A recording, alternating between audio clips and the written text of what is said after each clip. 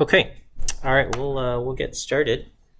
I have to change today's office hours. So I normally have office hours in person and online on Tuesdays from 11:30 but today I'm got to make a small change. Today's gonna be online only, and it will be it'll start at noon. Okay, so today's office hours will be online from noon to 1. Okay, that's just for today. Okay, let's go ahead and take a look at today's lecture. And I want to introduce this concept of gradient descent. Gradient descent as a way, as an optimization method here. Okay, so far what we've been doing is we've been using calculus. We've talked about optimizing the loss function, and we said, so the example we've been working with so far has been linear regression, and we looked at things in matrix form, and we said if you want to minimize the sum of squared residuals, then you write the loss function, which is the sum of squared residuals, and then we take the derivative or the gradient of it with respect to your weight parameters w, and then you find the values of w that give you a gradient of 0 or a derivative of 0, and that's going to correspond to a local minimum. And that's what we did last week. Okay, and we did it. Well, we said you could do it with partial derivatives, but we also did it with matrix notation, and we did kind of vector-based gradients. So that's what this slide says. Okay, our loss function has been the mean squared error, or the sum of squares error. Sum of squares error and mean squared error are pretty much the same thing, just differing by a constant 1 over n. Okay, and then to find the minimum, we calculate the derivative, we set it equal to 0, and we solve it, right? And and for this function, it's pretty simple. It's pretty easy to find the derivative. It's pretty easy to work in matrix notation. In other cases, the loss function can be a lot more complicated. And sometimes you might be able to find the gradient, or you might be able to find the derivative, but then solving for where it is equal to 0 can become very challenging. So that's an issue that we sometimes run into.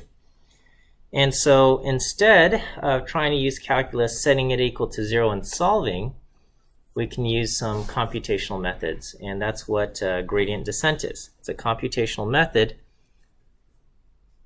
that's going to help us locate a minimum. That's the point of this thing, okay?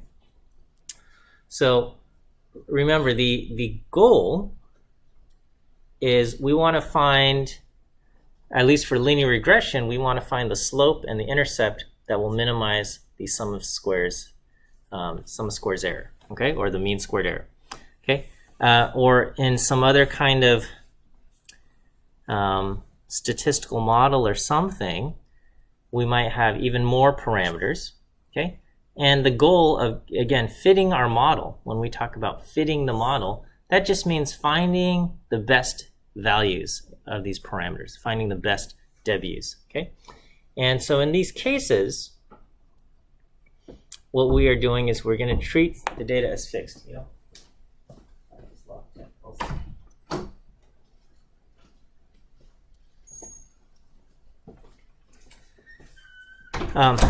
We will treat the data as fixed, and what we have control over are the parameters that we need to estimate. Okay, so as far as linear regression goes, there's only 2 parameters to estimate, the slope and the intercept. But for more complex models, there will be even more parameters. So again, let me just.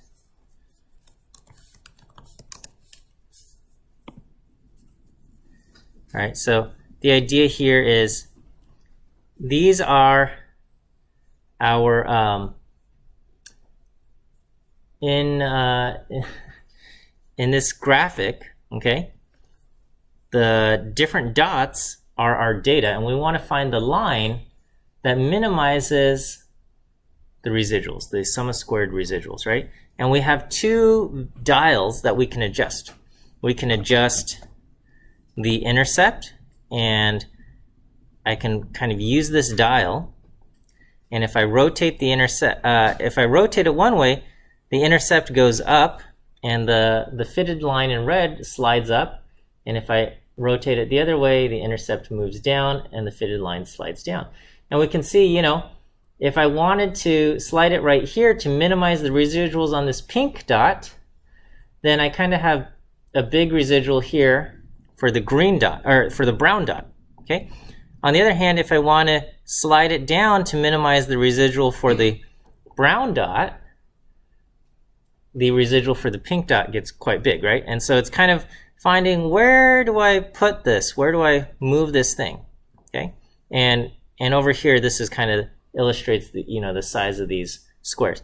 Okay, and then sliding the line up and down isn't the only option we have, right? I can try to slide it up here, minimize the orange and green dots, or residuals there.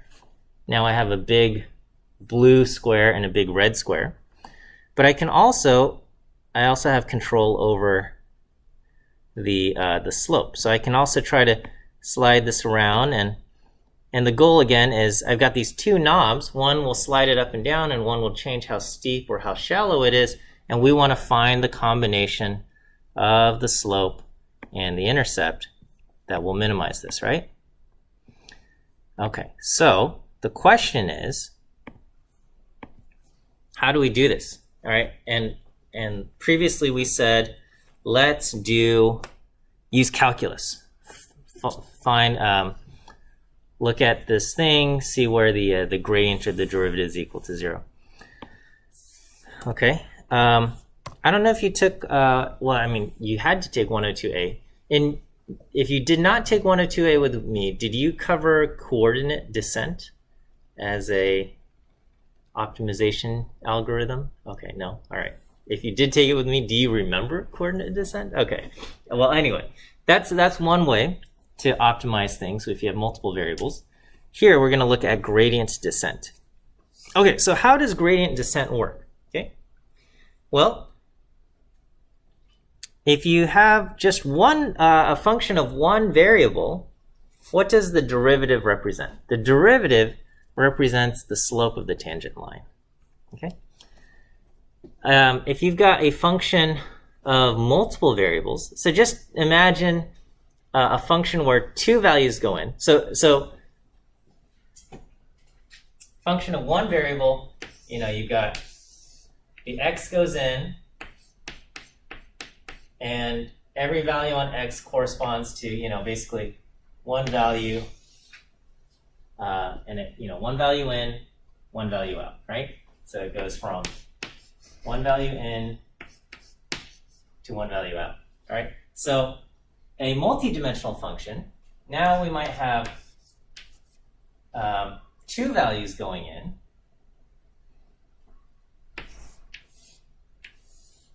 okay? And so you've got an x1 and an x2, or an x and a y, and then you have one value coming out, right? And so this function is going to be some kind of surface, right?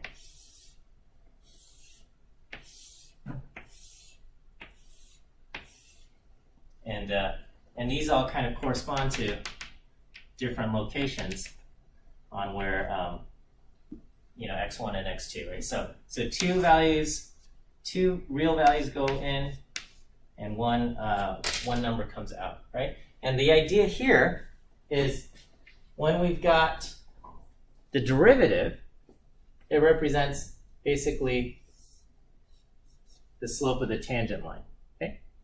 And now, when we talk about the gradient here, it is the kind of a tangent vector. So the vector that points in the direction of steepest descent. I don't know if this This little illustration even shows up, but it's fine. Okay, that's, if you're watching on the video, sorry you missed my beautiful drawing on the chalkboard here. Okay, so for a function of several variables, in this case we've got two variables going in. Okay, the gradient is the direction of the greatest increase of the function at some point big X, right? Bold X, I should say. And the magnitude of the gradient is the rate of the increase.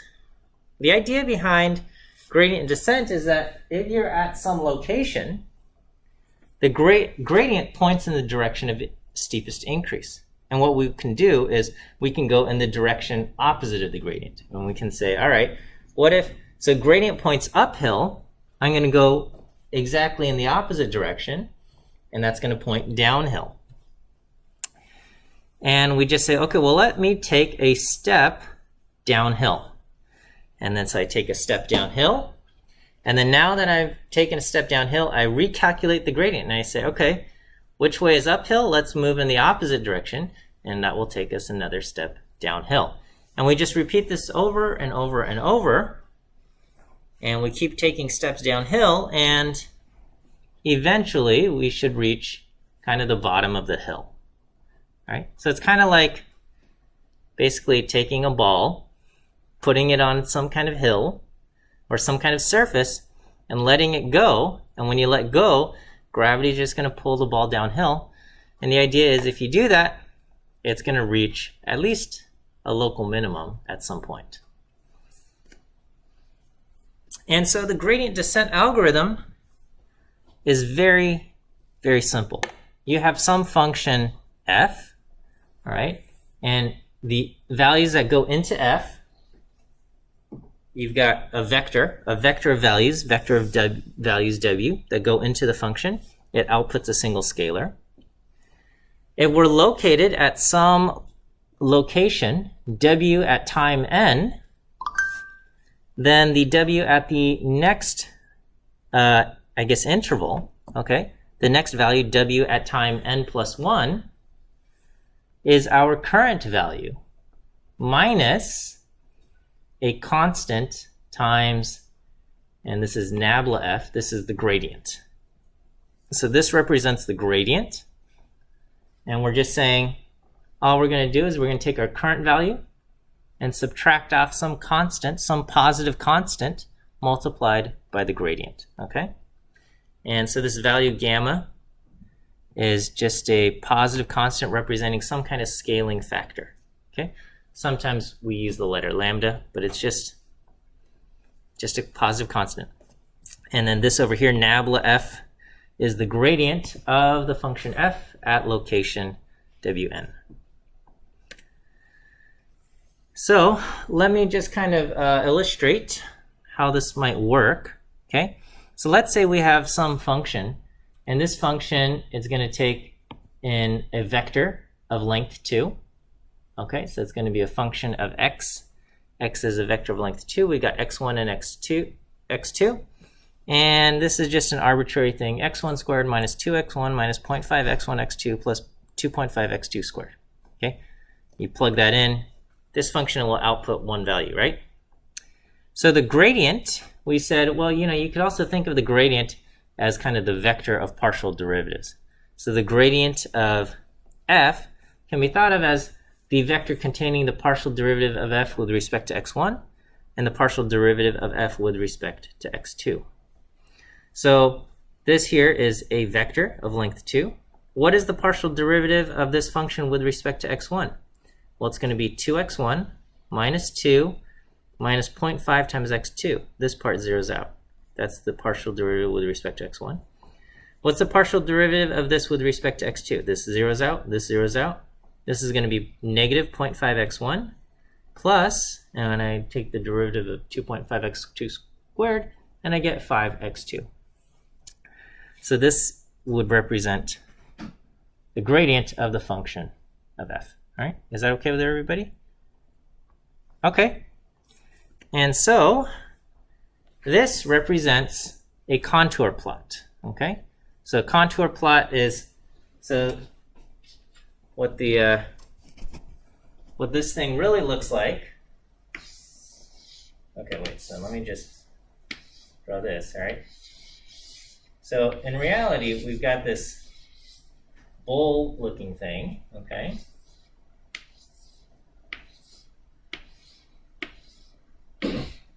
And the idea here is if you, you know, if you have these kind of, I guess, horizontal things, and you just take a picture from up top, what do the contours look like, all right?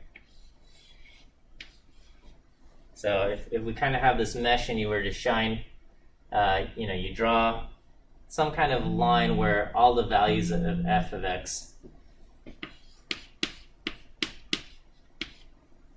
all have the same value, and then you were to kind of shine a light, then, you know, what shape does that trace out on the bottom? That's what this contour line kind of represents. Okay. So so anyway, this is the contour, and so this is kind of the bottom. Represents the bottom, where the minimum is located. All right, and let's and here's what it kind of looks like in 3D. Let's go ahead and do the gradient. And so we're going to start at some arbitrary location. I just pick a location, -5, 4.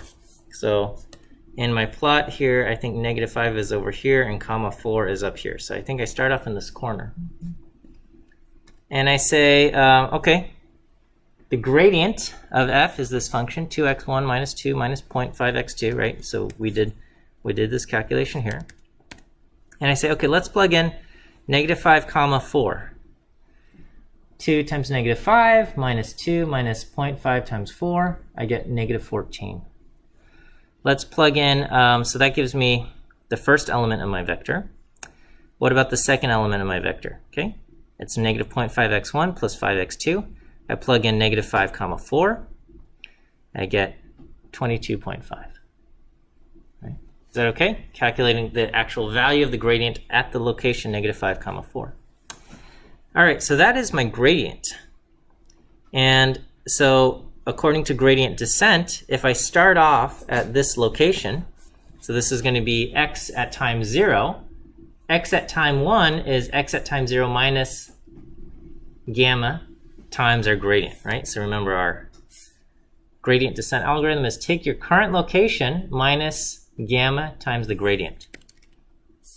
So we have our current location, -5, 4, and we're going to subtract off, and right now for my gamma, I'm going to use a gamma of 0.1.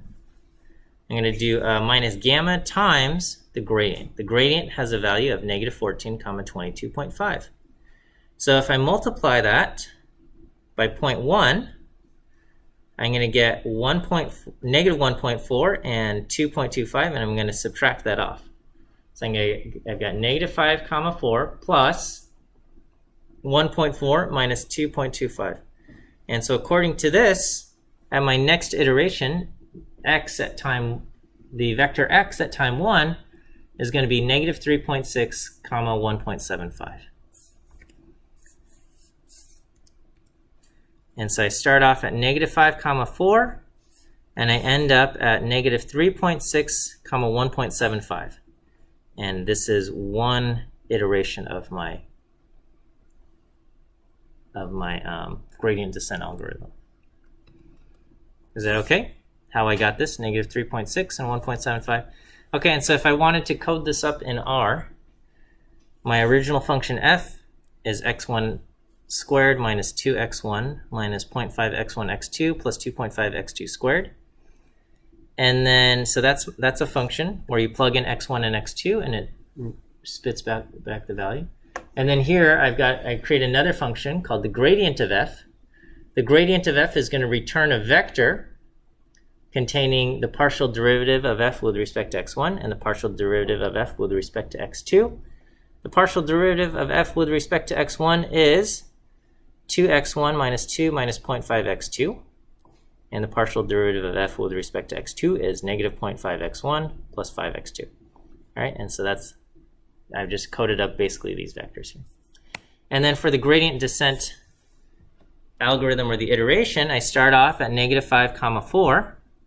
My gamma is 0.1. The gradient of f, I'm going to plug in the first value and second value from that vector. And then where do I end up? I'm going to take my starting location minus gamma times the gradient of f. And I get -3.6, 1.75. And when I plot this, this is what I have. Okay. So I can repeat this. And I guess if I were to ask you to do this on an exam, would you be able to go through the calculation steps by hand? Okay? If I give you some arbitrary function and some starting location, can you do it by hand? Right? And the answer is I hope so. Okay? All right, so let's just try the next. Let's try what is the next iteration. Okay? So if I plug in -3.6, 1.75, okay, the gradient at this location is the vector -10.075, 10.55. And we are going to take a step 0.1 times this in the opposite direction. So 0.1 would be 1.0075. 0.1 times this is 1.055. And if I subtract off 1.0, or if I add, because I'm subtracting off 0.1 times this, so if I add positive 1.0075 to -3.6, I get -2.5925. And if I subtract 1.055 from 1.75, I get 0.695. Okay, and so the next iteration, we start here, and we add that, and we end up at this location, -2.59, 0.695. So -2.59, 0.695. This is my next iteration. And I would just kind of repeat this. So at every iteration, after every iteration, I update my location. I calculate the gradient there. I say, what's my, where do I go? Okay. And so here is a loop of 20 iterations. I'm going to say, let's just start off again at -5, 4. And here's my loop. We're going to take my x vector, and that's going to be my location at iteration I. So I've got a matrix with I rows. And then our next location is going to be our current vector minus gamma times the gradient. And we plug in our two values from the x vector. And we just update this. And then to plot, I take my contour plot, and I'm going to add arrows. Arrows starting off at, or kind of your start location is, you know, from one row to the next, okay? So this is the x and y coordinate of your first location and the x and y coordinate of your next iteration, from iteration I to iteration I plus 1. And so we're going to go from iteration rows 1 through 19. This will take me through all 20 iterations. Okay, and when I plot this, what do I get? This is what I get. I started off at -5, 4. I ended up at 3.6, 1.75. Then I ended up at 2.59, 0.0695, and so on and so forth. The next gradient, and we can see we get steps, and this takes us, as we're just kind of traveling downhill, and it takes us closer and closer to the minimum of the function here. Okay, so that's the gradient descent algorithm there. Okay. Any questions there so far, just to kind of get us started here? Yeah. I just wonder about how many iterations we need for the gradient descent. Yeah, how many iterations do you need? Generally a lot. Okay. So one thing you notice is here the steps are big.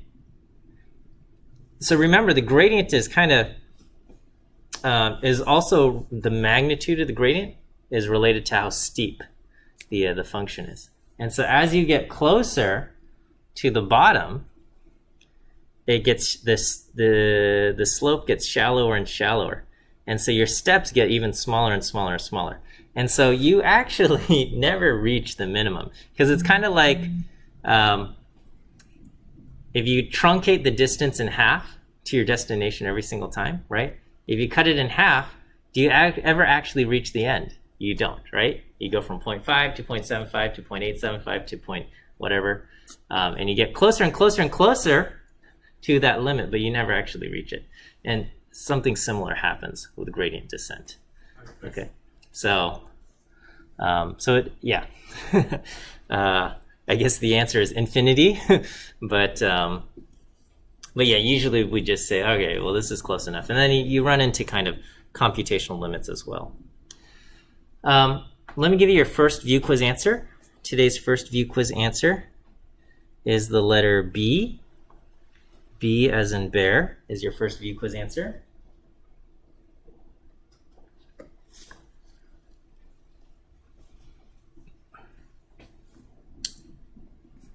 And this is what it looks like here. Okay, what happens? So here I'd been using a gamma, a step size or a scaling factor of 0.1. What happens if I use a smaller gamma?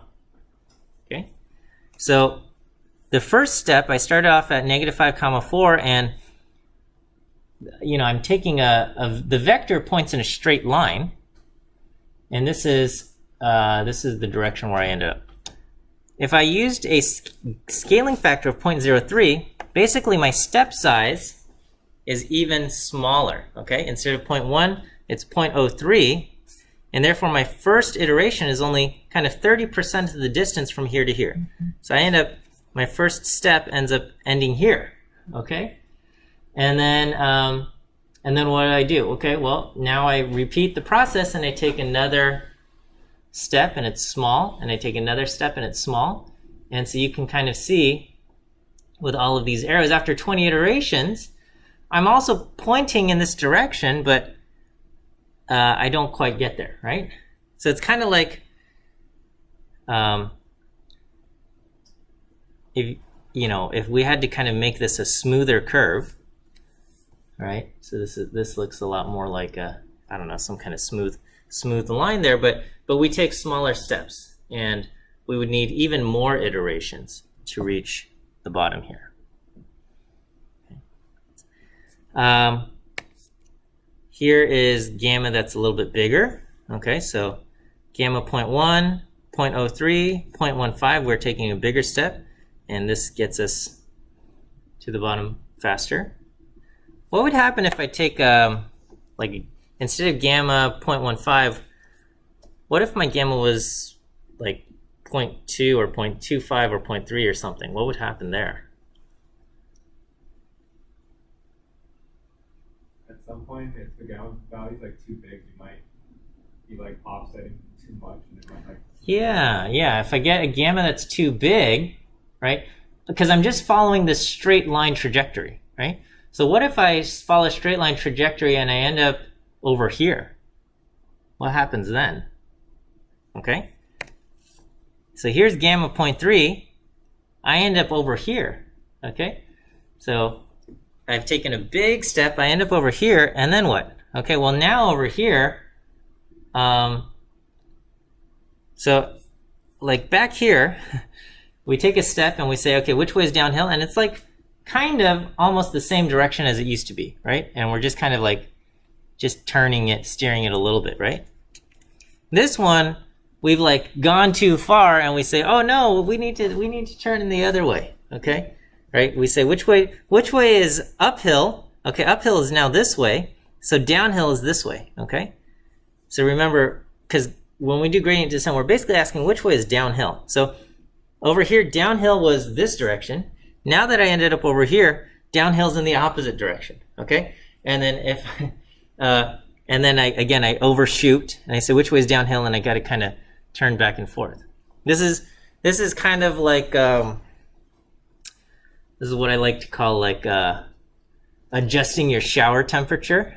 Okay, so if you've ever taken a shower where the knob was too sensitive, okay, and you want to get the right temperature, okay, you want to maximize your comfort, okay, so you start off, it's too cold, so you turn the shower knob and what? ends up way too hot. You've gone too far, okay? So you turn it back, and now you're on the wrong side, and you got to kind of wiggle back and forth. So I mean, these are different approaches, right? So one way to kind of adjust is you can just do tiny, tiny, tiny little increments on the shower to get it just right, or you can do like big adjustments, and you might end up going too far, right? And if you pick even too big of a gamma, you can end up with this. This is kind of like, you're compensating too much, and now you're like over correcting every single time, and it just kind of overshoots, and it never converges now, okay? Because the amount you're kind of correcting, changes based on how big. So we've overshot this way, and then we're overshooting this way, and we're now overshooting this way, and so we kind of keep running into this this problem here. So your choice of gamma, whether it's 0.5 or 0.3, 0.15, 0.03, or this one was 0.1, can affect how well your gradient descent algorithm converges. Okay, and that's one thing, is gradient descent is not guaranteed to converge. Okay, and there's no answer that says, oh, in this circumstance, the correct gamma to use is this. Okay, I guess some research and some exploration has been done to try to figure out, is there an educated way to figure out what gamma to use? And the answer is maybe, but it's kind of hard. It's a lot easier to just do trial and error. Okay, a lot of trial and error is probably just what we often do. We often start with a small gamma, and then we slowly try to increase it, and then we stop increasing it when we start running into issues where we're bouncing around. Okay, there's different algorithms. There's an algorithm called ADAM, and I forget what it stands for. It stands for something.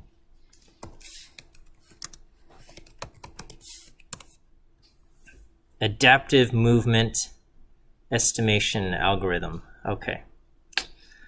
And it automatically adapts the learning rate. But that's kind of an idea here. Okay.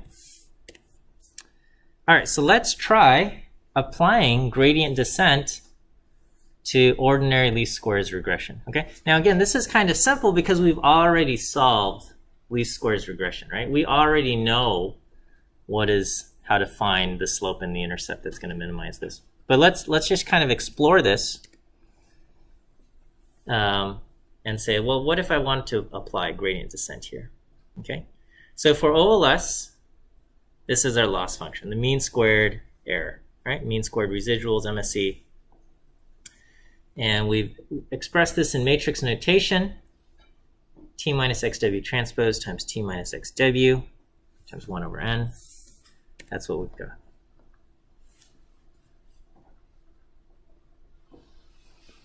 Okay, so if we wanted to do this analytically, this would be our partial derivative with respect to w0. This is our partial derivative with respect to w1. I'm kind of skipping over these steps. If you want to figure it out, you can do that.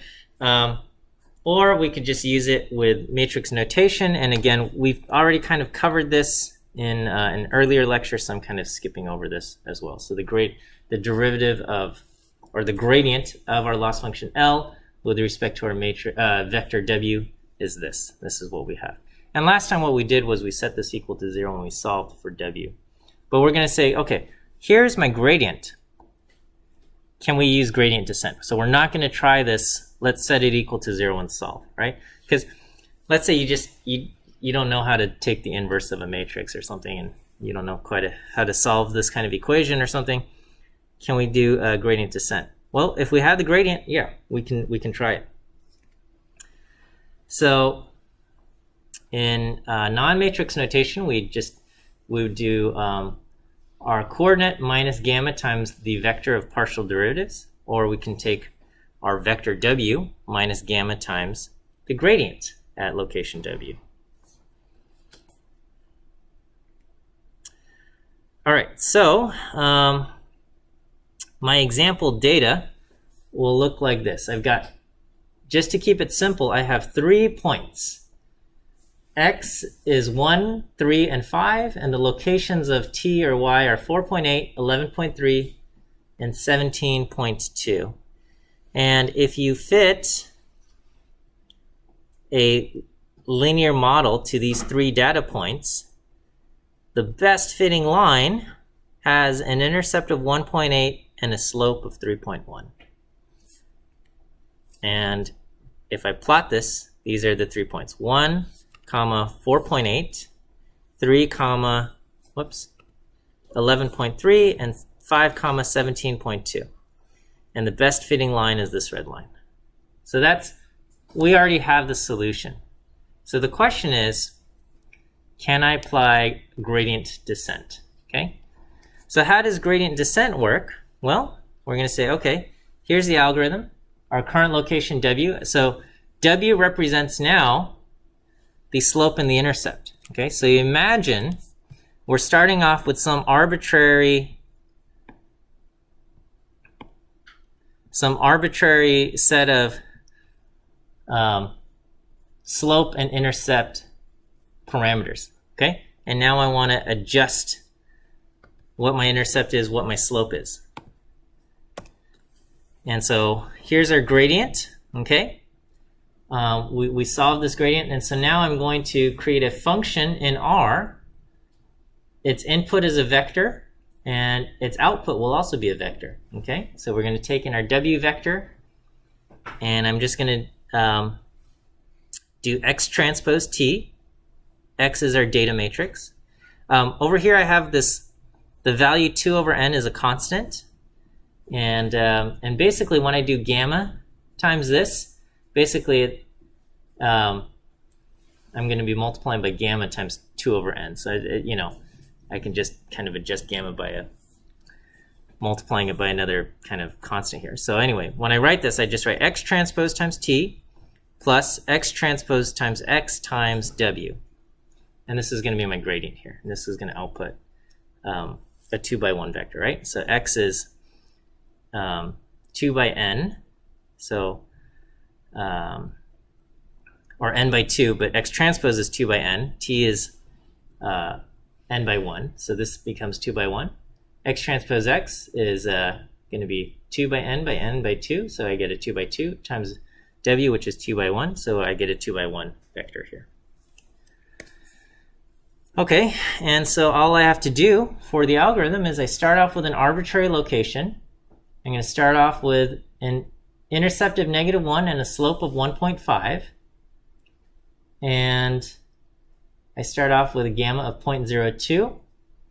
And I'm going to do 1,000 iterations. Okay, so starting off at -1, 1.5, I'm going to just run the gradient descent algorithm, which says take your current vector, subtract off gamma times the gradient at your vector, and update your vector accordingly. I run this 1,000 iterations. And after 1,000 iterations, what values do I get? I get 1.79995 and 3.1. Okay, my intercept is 1.7995 and my slope is 3.1, which matches pretty much what I have here. Intercept of 1.8 and a slope of 3.1. I'm off by a little bit, but I pretty much have that number, right? 1.8 and 3.1 here. So here is here's where I'm located here. So let me just kind of show you the plot of how this works. All right. So I'm going to show you kind of these plots here. This represents the loss function for different values of the slope and intercept. Okay, So I'm plotting, as I created kind of this contour showing all of these. So for different values of the slope and intercept, this tells you what is the mean squared error, right? So it's kind of just like if you were to use this particular slope and intercept and calculate the total area of these squares, what is the value you get, right? And as you pick different slope values, we're just keeping track of the total amount of error here, right? So at the very first iteration, I had an intercept of -1 and a slope of 1.5. And this is the these are our data points, okay? 1, 3, 5 for x, and this is what the line looks like. Intercept of -1, slope of 1.5, and we can see there is a huge mismatch, okay? And so the very first thing that when we point at the gradient, it says you need to rapidly increase your slope, okay? This line doesn't fit this data, so what you first need to do is you need to increase the slope, okay? So and I know this data set is wrong, okay? This is not the same data set, but it's kind of like starting off here, and if you want to shrink your things, well, the first thing we need to do is we need to increase the slope, okay? And so at the next iteration, we started off here. After one iteration, it says, okay, now you've bumped up to a slope of 2.312, okay? So we're going from slope of 1.5 to a slope of 2.32, and so we can see the line get steeper, and the intercept went from -1 to -0.772, so we also brought it up a little bit. So we went from here to here, and we said, okay, that's better. Now our line is not as awful. It's still not good, but it's not as awful as here. We're improving, okay? All right. If you want to improve your fit, what do you need to do? You still need to increase your slope, okay? So at the next iteration, at iteration 3, or okay, I guess at iteration 5, so just skipping ahead a few iterations, it says you still need to increase your slope. So after a few more iterations, now we have a slope that's here and an intercept of -4.5. So now my slope is 3.3 and my intercept is -0.45. Okay, and we say, okay, now we're doing a better job, right? This line, again, it's not doing a perfect job, but it's doing better. Okay, a few more iterations. We've gotten to this point. Now we have a slope of 3.6 and an intercept of -0.23. Okay, and now it says, oh, you know what? At this point, maybe our line is a tiny bit too steep. Okay, so what do we need to do? We need to make it a little bit less steep, but when we make it less steep, we have to increase the intercept, okay? And so you can see that the next direction is to bring down the slope from around 3.6 to something a little bit lower, but we need to adjust the intercept to be something higher. Right now the intercept is -0.23, and we need to make our intercept bigger, right? So it's kind of, if you're going to turn down the slope, what you need to do at the same time is you need to increase the intercept, okay? And so at this point, the adjustments are very small, okay? So here we are after 15 iterations. Here we are after 100 iterations, okay? So if you take a look, the difference between iteration 15 and iteration 100 is not very big, but we can see we're starting to do what we want to do, right? We're changing the slope to be a little bit shallower, and we're increasing our intercept accordingly as well, okay? And after another 300 iterations, we're continuing this process of just decreasing the slope. So pay attention to the right line. We're decreasing the slope a little bit, and in response, we're also increasing the intercept, okay? So the line, we start off down here, we rapidly increase the slope, and then we start to make adjustments here. And then we could, this is after 300 iterations. My slope is, 3.18495, and my intercept is 1.475. And we can see if I go say 1,000 iterations, okay, after 1,000 iterations, I get someplace around 1.799, 3.1. Okay, I get around the optimal values.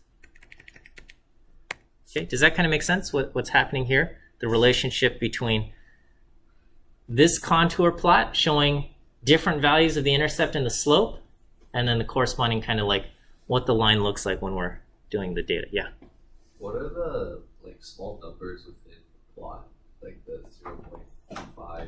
These are values of the contour of the loss function itself. So, what do you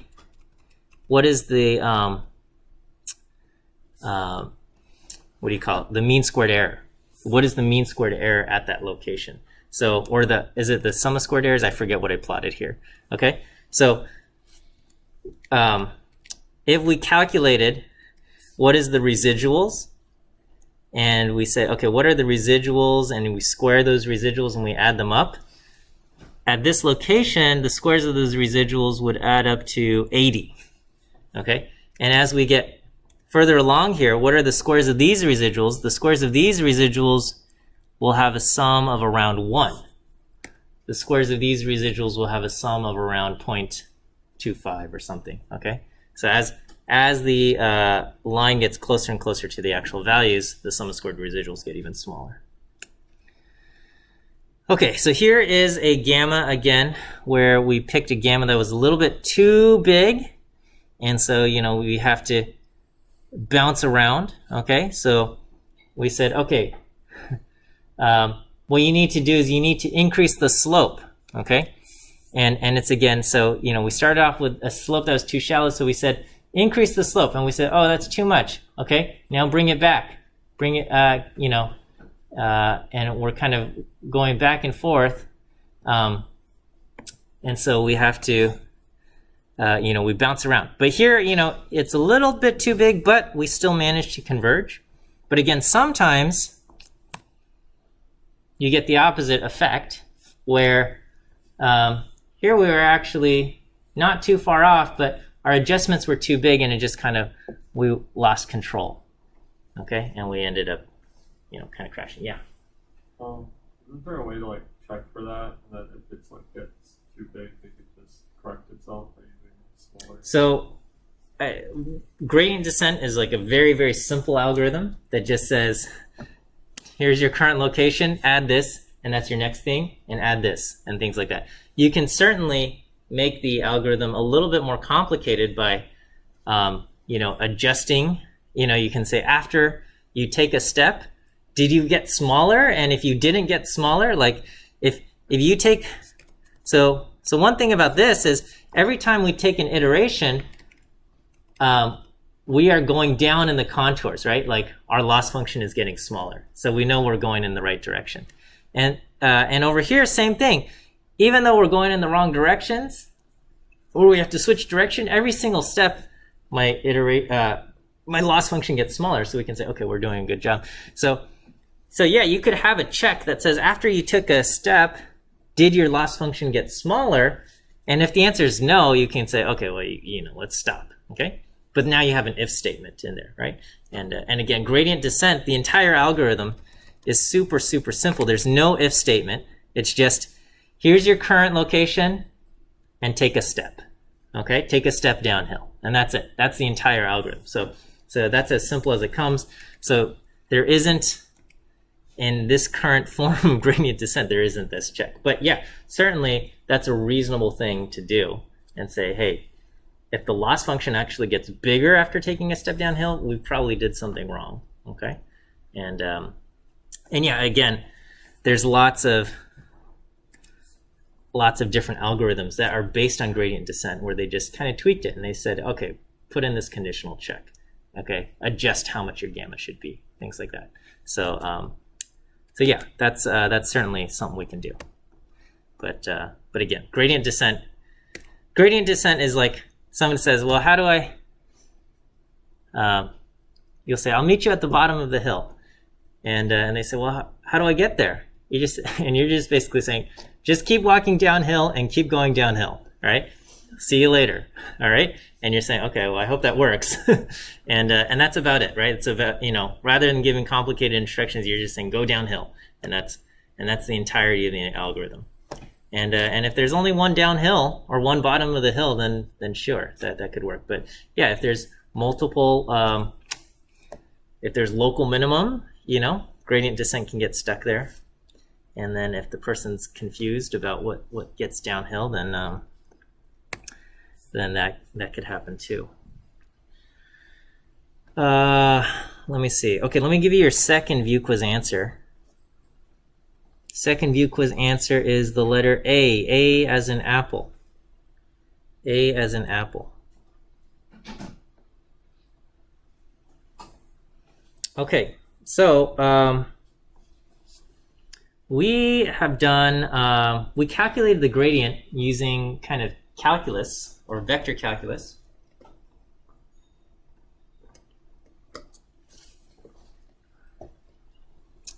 And that's great. Sometimes it's hard. Sometimes we can't, it can be difficult to find the gradient via calculus or something. Or sometimes you do find the gradient, but you're not sure if you did it correctly, right? So that's often a thing, right? You try to solve a math problem and you say, well, I think I did this right, but you're not quite sure, okay? Well, this, I want to show you a technique here. This is numeric gradient calculation. It's a simple way to kind of just double check your work, okay? It's not efficient, so this is probably not the best way to go. If you can find the gradient analytically, that's a better way to go. But it's a good way to kind of just double check your work and say, did I find, when I did the gradient analytically, did I do it correctly? And this is one way for us to do it, okay? So the idea here is the derivative of a univariate function is you do, x plus h minus f of x divided by h, and you take the limit as h goes to 0, right?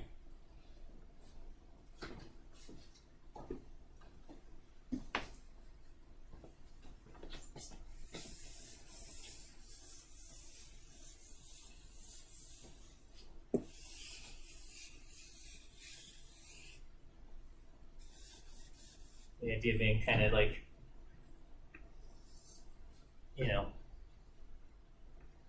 if this is x and this is x plus h, you have this line that connects them,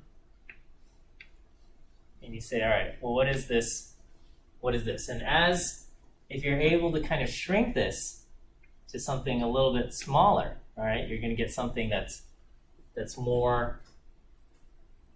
close to what the actual derivative is, right? So you got x plus h, and we're kind of shrinking this little triangle here, and that's kind of what we have. And so if you wanted to just estimate the derivative of some function f, just numerically, without doing any of your calculus rules, you can just plug in using the computer.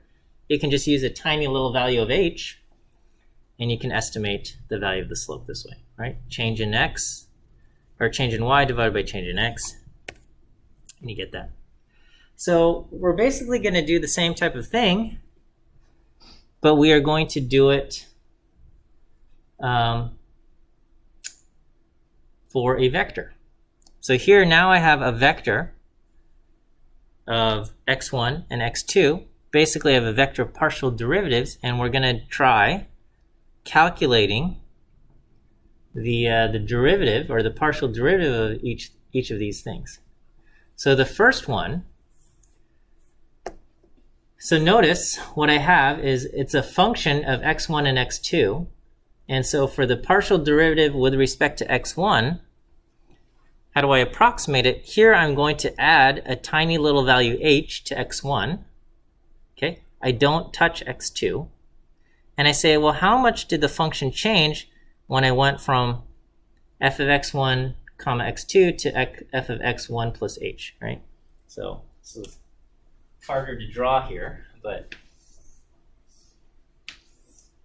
okay, so if I have x1 and if I have x2, right, we might have some surface here.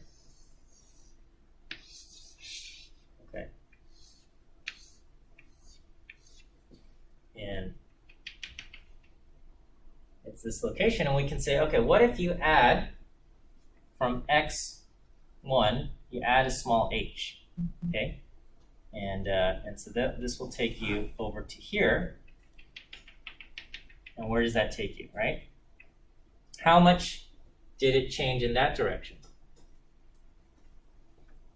That's going to be this first component, okay? The next component is you want to take x2 and you want to add an h in this direction, x2 plus h. So we're going to end up over here, and we can ask, where did we end up over there, right? So there's two components. For each of these things, so for the first component, we add a small h to x1, we leave x2 untouched.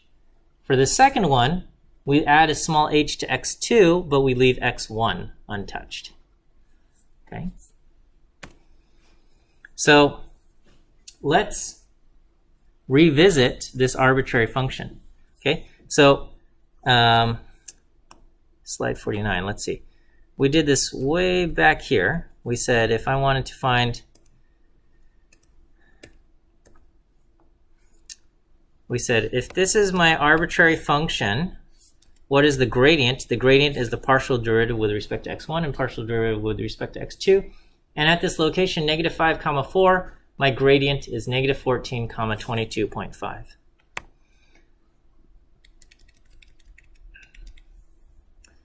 So how do we estimate this? Well, we're going to say, well, let's plug in our starting location, negative 5, comma 4, into the function itself. Okay? And negative 5, comma 4, the function itself has a value of 85. Okay? So I plug in negative 5 squared minus this, this. I plug in all the values. The function currently has a value of 85. All right? I'm going to add a small h. Okay? Now this time my h, I'm going to use an h of 0.01. This is generally much bigger than what we would normally use. We'd probably use like 10 to the negative 5 or something. But here I'm going to say, all right, let me add 0.01 to, again, my coordinate is negative 5, comma 4. I'm going to add it to first to x1. So I'm going to do negative 5 plus 0.01. Okay, and I leave the 4 untouched. So we're going to just look at the left-hand side here. Okay, so if I plug in negative 5 plus 0.01, I'm going to get negative 4.99, comma 4. Okay, f at negative 5, comma 4 is 85. We found that, okay, on the slide. And if you plug in negative 4.99 in here, the value you get is 84.8601.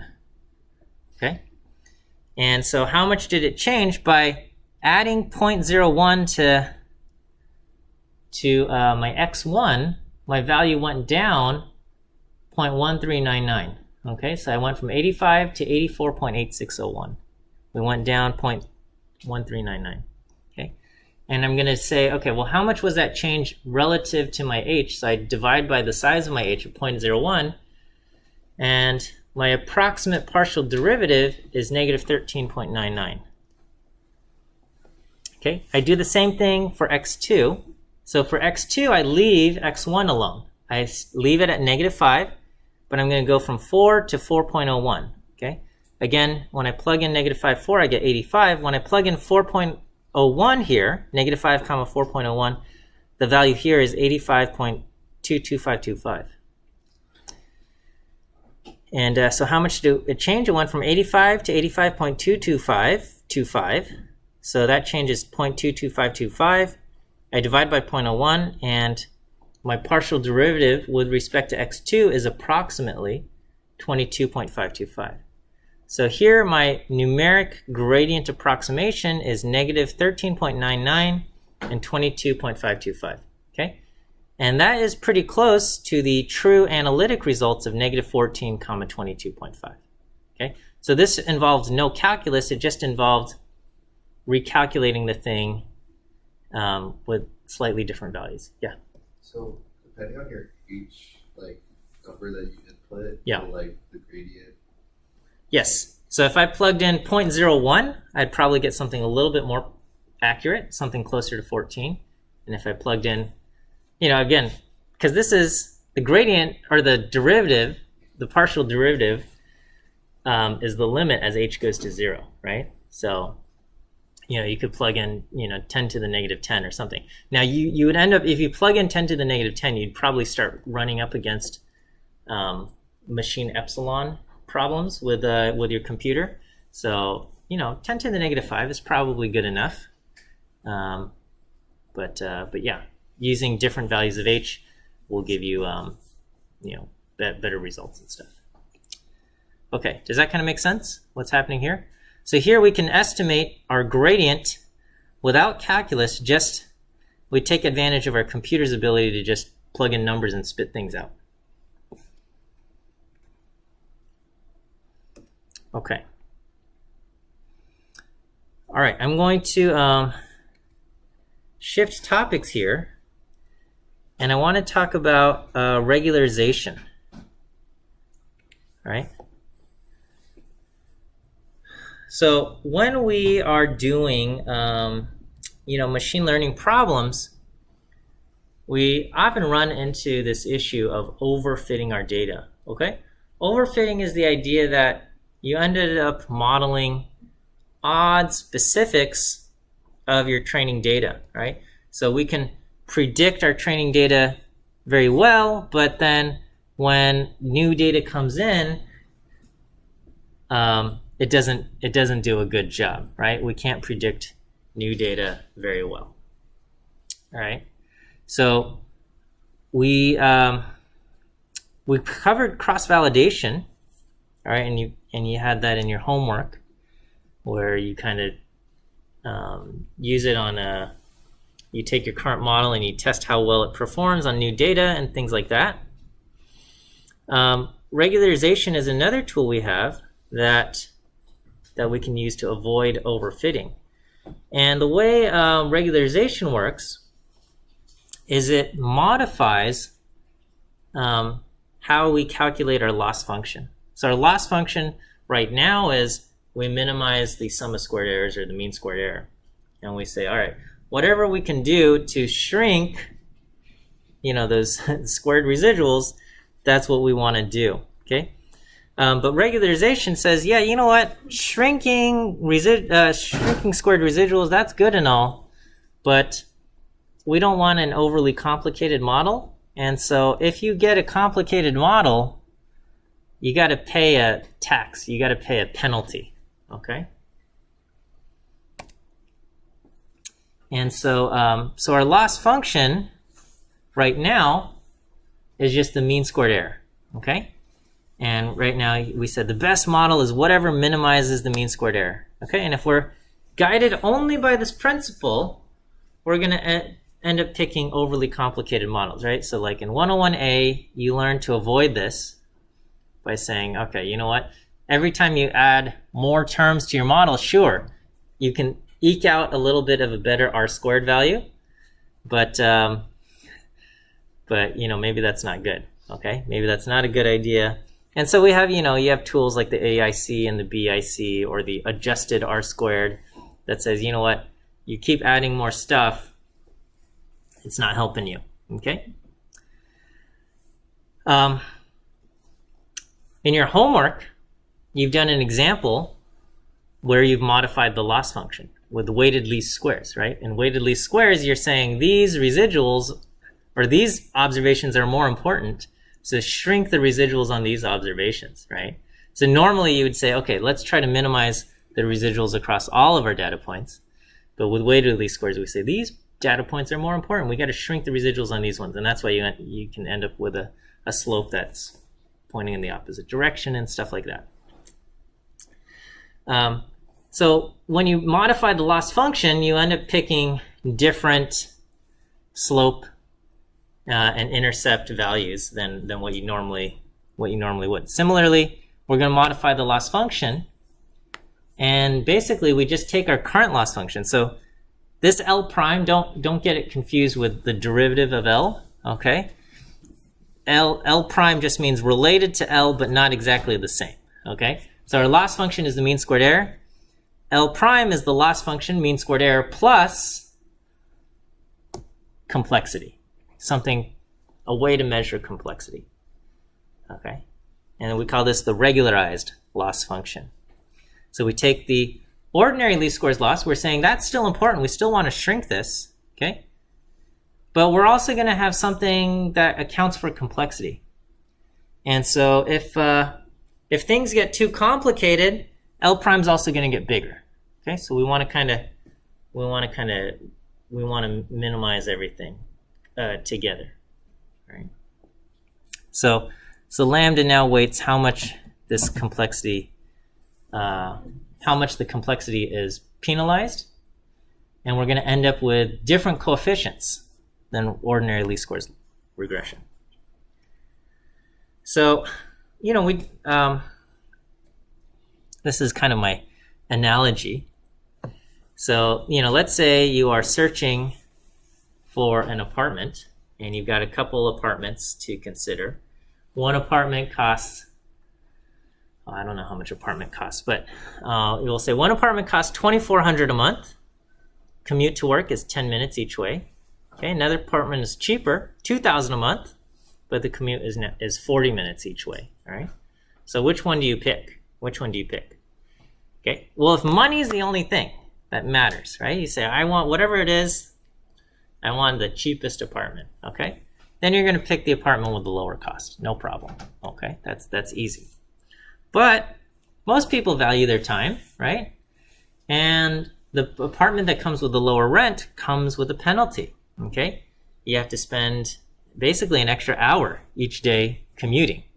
And now you have to wonder, well, how much is that worth to me, right? So you have to kind of factor in, okay, an hour of commuting, this many days a month, how much is that worth to me? Is that worth the difference in the cost? And that's going to be different for everybody, right? If you value your time greatly, right? Like you have an active social life outside of work, you want a lot of free time and stuff like that, or maybe you just hate commuting, then you're going to penalize the commute much heavier, and you probably will end up selecting an apartment that's closer to work, right? Okay. On the other hand, if you enjoy driving and you don't mind sitting in traffic and things like that, then you'll say, oh yeah, you know what? I don't mind spending an extra hour on the road every day. And you might end up picking the apartment with lower rent. You'll say, I end up with more cash at the end of the day. I don't mind. And so the true cost of the apartment is not just the rent, but you also have to kind of factor in basically a commuting penalty multiplied by some number that's going to be specific to you. That says this is how I judge the value of this apartment, and that's kind of how that works, right? The one way this analogy falls apart is we're not comparing one model directly with another, right? All we're doing is we're modifying the loss function. We're optimizing the loss function. So when we try to find the best coefficients to use, we're not just comparing one possible set of values to another possible set of values. We're just trying to find the set of values that minimize this total loss function that kind of factors in both the mean squared residuals plus whatever complexity term we have. Okay, questions there? Let's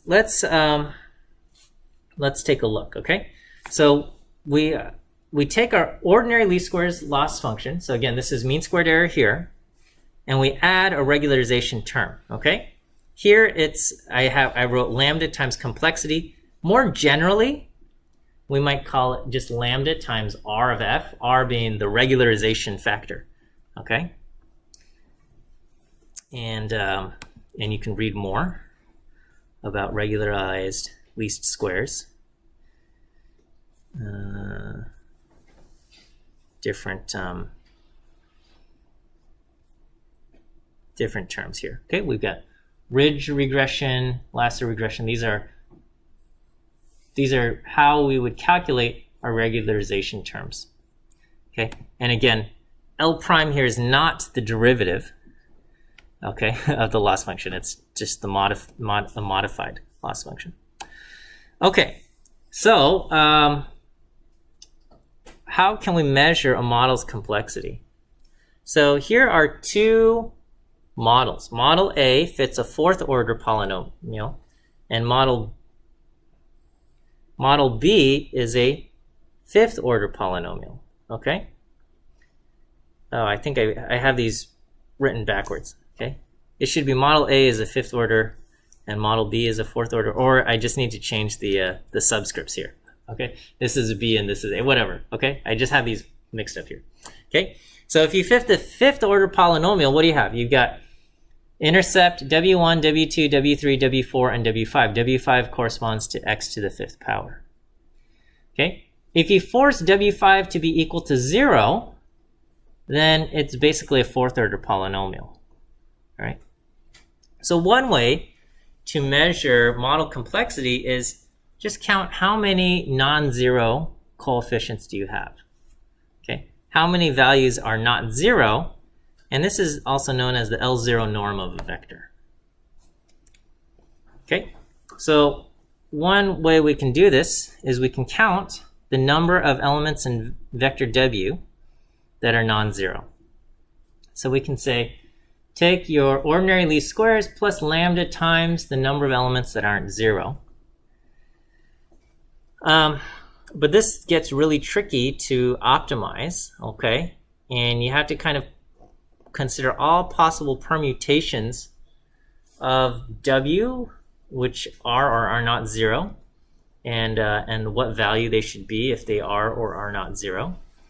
And any kind of model with more than just a few terms, the amount of calculation that you have to do gets hard. Yeah. So are you saying complexity as W? So yeah, here the complexity is the 0 norm of W, the L0 norm of W. L0 norm is just a count of how many terms in W are not 0. Okay, so W is just a vector. So yeah, W is the vector of coefficients in your model. And we're going to just say how many of these values in this vector of coefficients aren't 0. And that's known as the L0 norm of W. And we're going to say that's my penalty term. How many terms do I have? Okay, and it's kind of like depending on what you choose here for lambda, it's kind of like an AIC or a BIC, right? BIC is a 2 times the number of terms, I think, and AIC is like log n or something. I don't remember. Okay.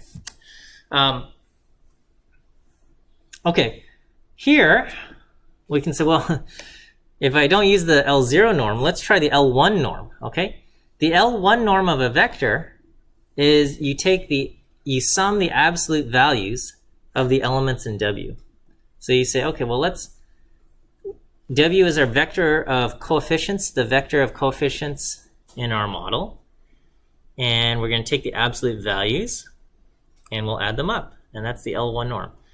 And we're going to use this, basically the sum of the coefficients in W, absolute values of the coefficients, as a measure of complexity. So non-zero values will contribute to the penalty factor. Larger values will contribute even more. If a coefficient is 0, then the variable is effectively not counted and does not contribute to the penalty factor.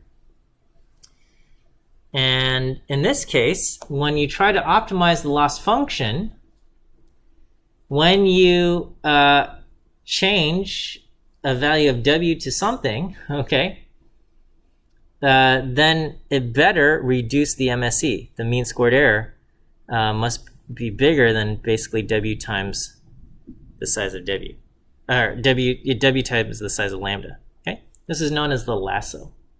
This regularization thing is just some of the absolute values of W. We can also do ridge regression. Ridge regression takes the sum of the squared elements in W.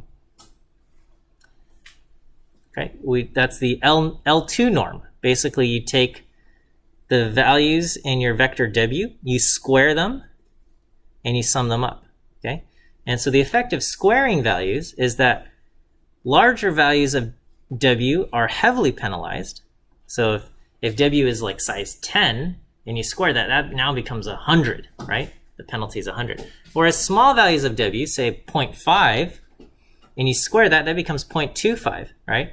So it hardly penalizes it, okay? This is known as ridge regression, okay? One effect in ridge regression is that it's going to prefer values of W that are kind of more similar in size to each other. It doesn't like to have any one of these values much bigger than the other. Now this might feel weird, because when we talk about measuring complexity, like how complex is your model, I think it makes sense to say, well, how many variables are you using? How many terms are you using in your model? That makes sense for how complex your model is. So the L0 norm makes sense. L0 being how many non-zero terms do you have? But Lasso and ridge regression, it feels strange, right? Because this, according to Lasso or ridge regression, you can have two models with the same number of variables, same number of coefficients, but one model is considered more complex because its coefficients are bigger than the other model. Okay? And that feels a little bit strange, right? The idea of measuring complexity based on the sum of the coefficients or the squares of the coefficients, it might feel strange because if two models have the same number of variables, we might feel like, aren't they equally complex? Why is one model considered more complex just because it has bigger coefficients, right? And if bigger coefficients mean the model has more complexity, then one workaround is to just change the size of the units, right? And if you change the size of the units, that's going to change the size of your coefficients, right? You can artificially shrink your coefficients by changing the size of your units, okay? And that doesn't quite make sense, right? So that's a valid objection here, right? So I'm going to try to address these. Okay, so anytime you use regularization, it's recommended that you center and standardize your x variables before, say, fitting a Lasso model. So centering means adding or subtracting a constant so that the mean of the column is 0. And then standardizing means multiplying by some positive constant so that the standard deviation is 1. Okay? Or an alternative is to scale all the values so all the variables fit between 0 and 1 or something. And that's useful if you're doing something like with the log function where you can't accept negative values or something like that. So standardizing your variables addresses the concern that using different values, different units, affect the size of your coefficients, right? So like if you measured,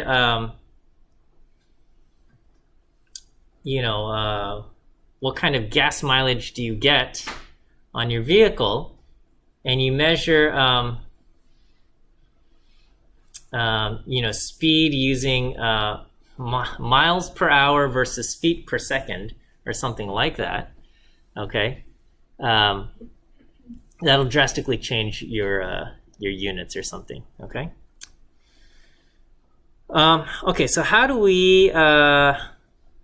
the size of the coefficient measure complexity? All right, so, okay, that addresses kind of this different units things, but how does different coefficients? Okay, so let's say we have two competing models for the same input matrix X. Both the input matrix X is centered and standardized. We're going to say both of these models have 4 variables. And both models have variables for x1, x2, and x3, and those are the same. Okay, The only difference between one model and the other is that model A has a larger coefficient for x4. Let's say the coefficient for x4 is 1 on model A, and model B has a small coefficient for x4, which is 0.01. Okay? So with the exception of W4, which is 1 for model A and 0.01 for model B, these two models are pretty much exactly the same. And here I'm going to say, even though both models use 4 variables, I'm going to say model B is less complicated than model A because its value for the coefficient is smaller because it's 0.01 versus 1. Okay, I'm going to make this argument here that model B is less complicated just because it has a smaller coefficient. So even though the number of coefficients is the same, because it has a smaller coefficient, I'm going to say it's the less complicated model. All right. So here's kind of so the reasoning is this. Okay, a tiny coefficient means the predictor variable changes in this predictor variable, changes in x4 have little impact on the prediction that model B is going to make, right? So if model A and model B, if x1 for the same observation, they're going to make the same kind of prediction, except based on x4, if x4, changes by 1, then model A's prediction changes by 1.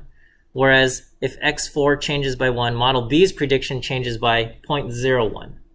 Okay, that's basically what this coefficient means. So changes in x4 has very little impact on the prediction made by model B, right? It's placing less importance on that variable x4.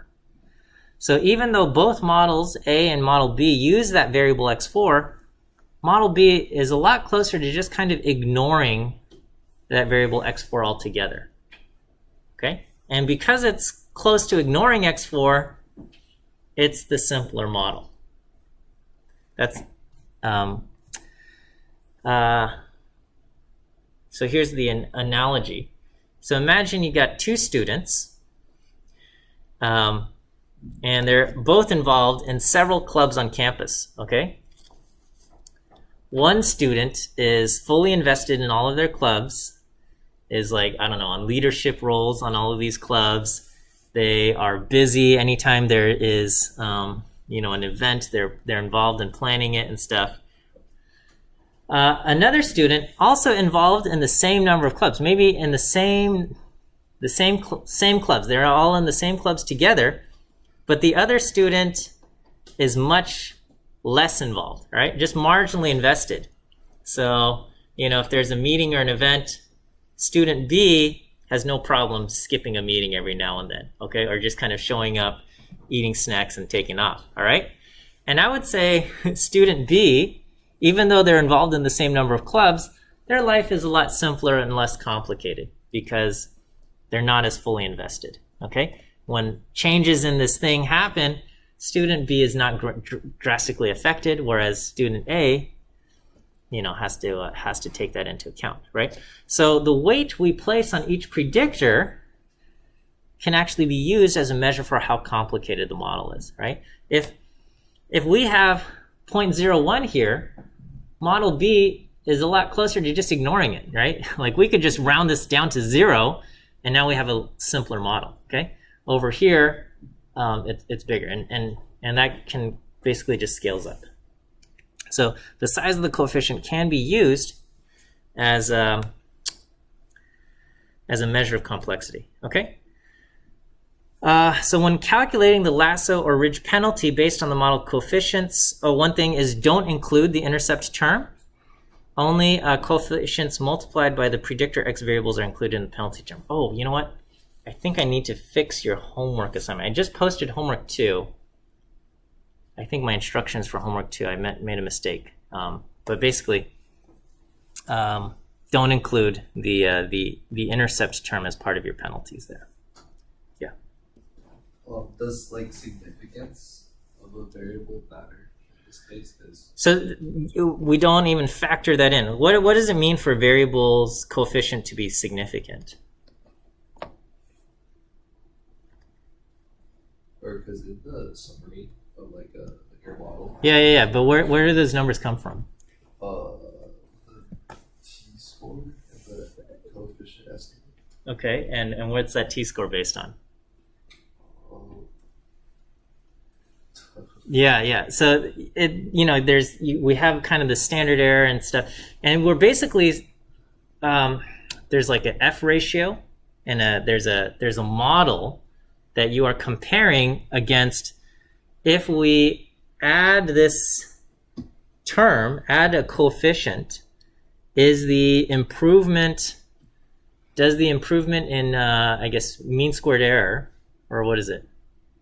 Well, yeah, it's mean squared error because you do changes in sum of squares degrees of freedom divided by degrees of freedom for the residual in the model.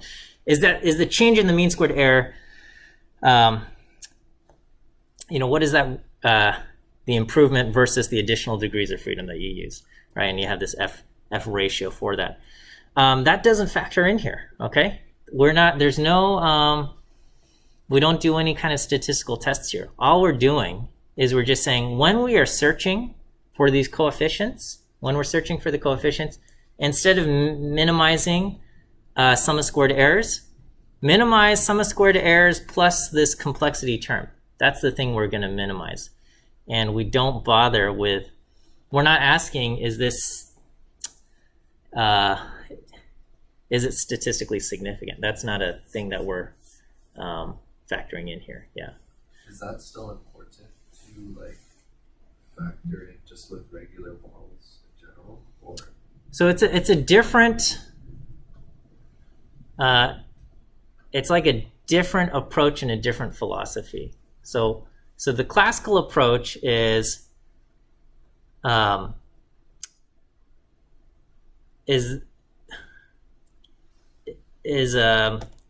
this term, and the change I observe, can that change be accounted for just by randomness? Okay, and this one, and we're kind of asking, like, if I make this thing, is it significant or not? That's kind of the classical approach. Here, we don't worry about is this right, the significant or not. We're just saying, okay, what values should I use? Okay, if this is my guiding principle, and according to my guiding principle, I'm going to just shrink some of these values to a really small number, and I'm not going to worry about it. And so it's a bit of a different philosophy for picking coefficients. So is it important? It's just a different approach, because the classical approach was we want to shrink the sum of squared error, and let's do everything we can to shrink the sum of squared error, and then we realize, whoa, if I keep shrinking the sum of squared error, I'm always going to keep adding more and more terms. And so now we want to say, well, was it worth adding more and more terms? Okay. Now there's kind of just this built-in thing that says, sure, shrink the sum of squared errors, but you have a budget now. Okay, you have a budget, or every time you try to make your thing more complicated, now you have to kind of pay this luxury tax, and then at some point you just say, well, you know what, it's not worth it, so I don't want to worry about it. So it's a different approach, and you're going to get different results, and that's basically these machine learning approaches is just kind of giving up the human decision making for a lot of these processes, right? So with the classical approach, you'd look at these things and you'd add or subtract variables and see what effect that has. And now we're asking the computer to kind of pick some of these things. Okay. All right, let's try an example here. I'm going to generate some very simple data. I've got x1 and I've got x2. And And the true value, the true relationship is that x1, you multiply x1 by 1.5 and you multiply x2 by 0.5. These are the coefficients that, that we multiply by x1 and by x2. But I'm adding some random noise. And so when I do this, and I say, okay, what are the OLS coefficients? The OLS coefficients I get are 1.458 and 0.453. Okay, so close to, but not exactly, the true coefficients, which are 1.5 and 0.5. Okay, and notice I don't have any intercept term here. I just got, I have this. All right, is this okay? And here I've got a function here that I'm going to optimize. Okay, have you ever used R's optim function? Are you guys familiar? So basically an optim, you can give it a vector and it's going to find the value that's going to optimize the function. And right now the function that I'm going to shrink is the OLS loss, which takes my observed data, and we're going to do t minus xw transpose times t minus xw. Okay, so we're basically getting the sum of squared errors. Sum of squared errors here between the vectors, the vector containing coefficients w1 and w2, and the observed data. All right, so we're going to take our observed data, and we're going to find the coefficients that minimize the OLS loss function. And so when I do that, it spits out the coefficients for x1 and x2 that minimize this are 1.458 and 0.453, which matches exactly what the LM fits. Okay, so LM shrinks these things, and here I'm basically finding the same values by minimizing the OLS function here. All right, I want to kind of make sure that this makes sense as conceptually what this code is doing. Okay, so now I'm going to write other functions, and we're going to ask R to find the coefficients that minimize the function. So we're going to, I can also plot contours. Sorry, this is contours of the OLS function. This is the OLS function. This represents the minimum value, 1.5 and 0.5. This is the value that minimizes the ordinary least squares regression function. Okay, so this represents x1's coefficient to be 1.5, or I guess 1.458 and 0.453. So close to the true values, but 1.458 and 0.453. That value is right there. Here, I'm going to modify the loss function. We're going to have the L1 loss, and this is found by taking the OLS loss, and we're going to add lambda times the absolute values of W1 and W2. Okay? And then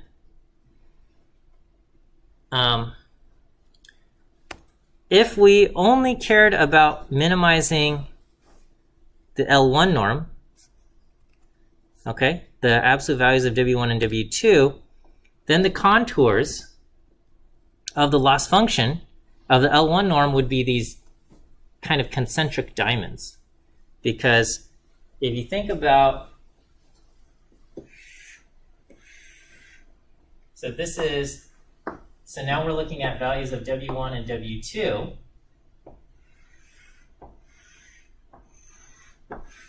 All right, this represents kind of, maybe this will be the point 2, 0, and this would be the point 0, 2.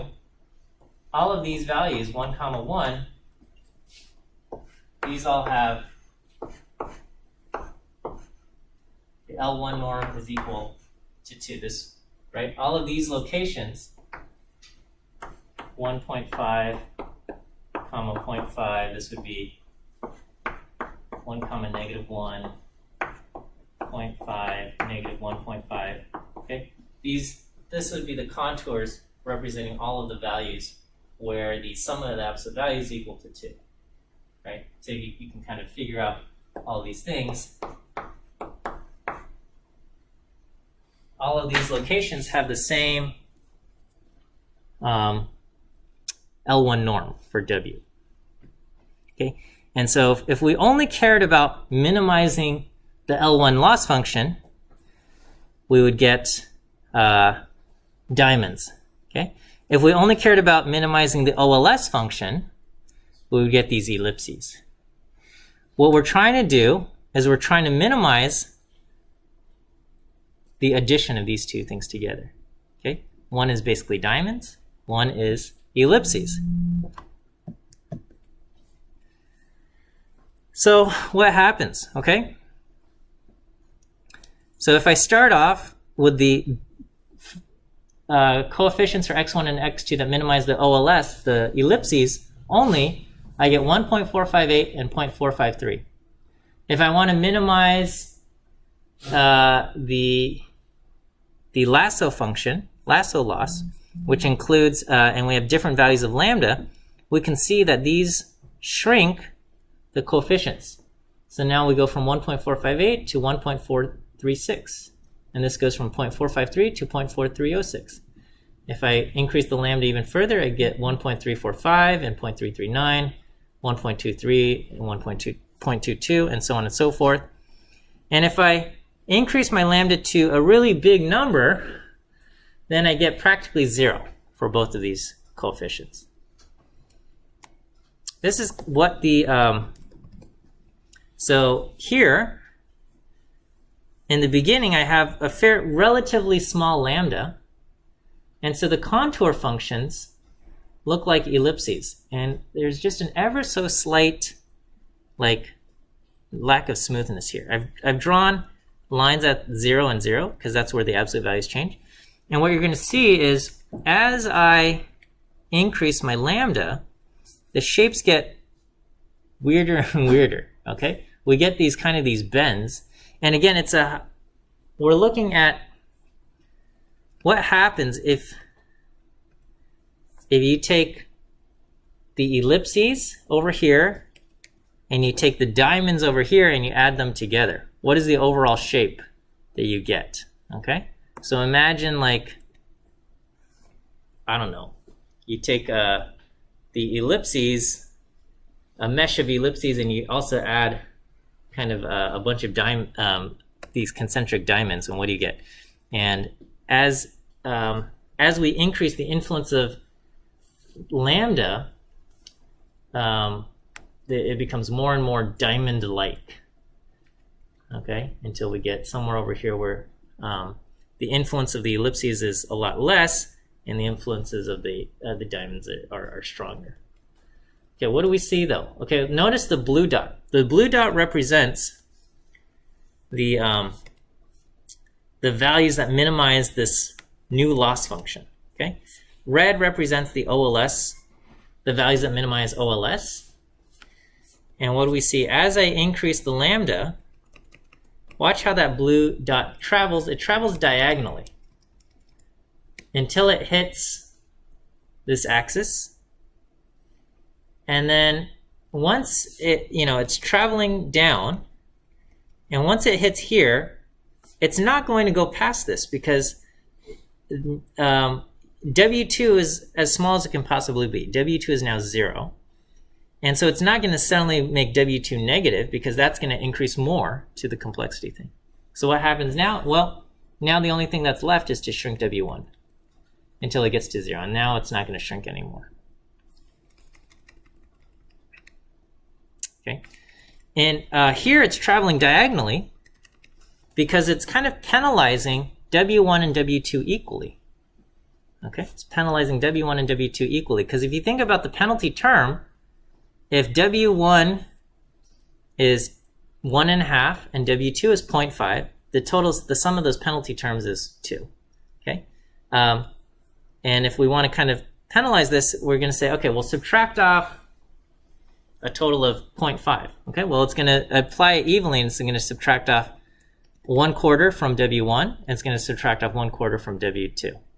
Okay, so it's going to, kind of travel down diagonally again until W2 turns into 0, and then it penalizes W1 only. Okay, so I've written that summary right there. Okay, with ridge regression, what are the contours of the L2 norm of W squared? Yeah, so if you think about the W2 norm, okay, this is W1 squared plus W2 squared. What are these contours? These contours are circles. All of these values have are if you set this equal to some constant r squared, all of these will have the same value there. Okay. So now you have to imagine kind of a hybrid. Instead of diamonds and circles, now you have circles and hybrid of circles and ellipses. Okay, so we start off with the ellipses, and as I increase my lambda, okay, they become more and more circle-like, circle-centered at the origin. Okay, now watch what happens to this blue dot. So the red dot represents the OLS, and as I increase the effect of the ridge regression, what happens to the blue dot? It actually travels up, and this line represents x1 or W1 equal to W2. This blue dot comes closer to this diagonal line, and then once it gets kind of close to that, it travels down the diagonal line towards the origin. Now here I had to get a lambda really big to kind of get there. Okay, why does it do that? Well, ridge regression uses the squares of the terms, okay? Squares of the terms, again, punishes really big values much more than small values. So if we reduce, say, one of the coefficients starts off at 11, and we go from 11 to 10, it reduces the penalty from 121 to 100. 11 squared, 121. So we're reducing it, 21 points. Okay. On the other hand, if we started off at 3 and we go from 3 to 2, its penalty only reduced 5 points, from 9 to 4. Okay. Whereas if we're thinking about the L1 penalty, both of these reductions have the equal effect, right? Going from 11 to 10 has the same L1 effect as going from 3 to 2, right? So if we're looking only at absolute values, these two changes are the same. When we're looking at the squared values, this one is a much bigger reduction than this, okay? And that's what we're seeing, anytime you've got a big value, it's going to try shrinking that first. And shrinking this coefficient, affects the OLS so that, we're also trying to keep the sum of squared residuals from getting too big, right? So we don't want to shrink it too much. So to kind of compensate for that, we actually end up increasing it for a little bit, the other coefficient, okay? And then at some point it shrinks. Okay. Another way to think about this is you can kind of take that RSS, that residual sum of squares, and then here we've got the ridge regression penalty, lambda times the penalty, and over here we got lambda times the penalty, the sum of absolute. All right, here I use betas instead of W's. Sorry, changed up on you. Okay. Okay, but anyway, you got these coefficients, so just pretend these are W's rather than betas. One way you can think about this is you can think of this as minimizing a function subject to a constraint, because these are in the form of using a Lagrange multiplier, right? So if you have a Lagrange multiplier, you basically add in basically lambda times some constraint, okay? And so if you think about that here, you can have the constraint. In one case, the constraints are absolute values, and so you have diamonds. And over on the other side, your constraints are, this term squared, so they're circles. Okay, and so that's so here you're minimizing the OLS subject to the constraint that has got to kind of touch this edge of the diamond, or here you're minimizing the OLS subject to the constraint that it's got to kind of touch this circle. And so so that's how we end up kind of getting these different terms here.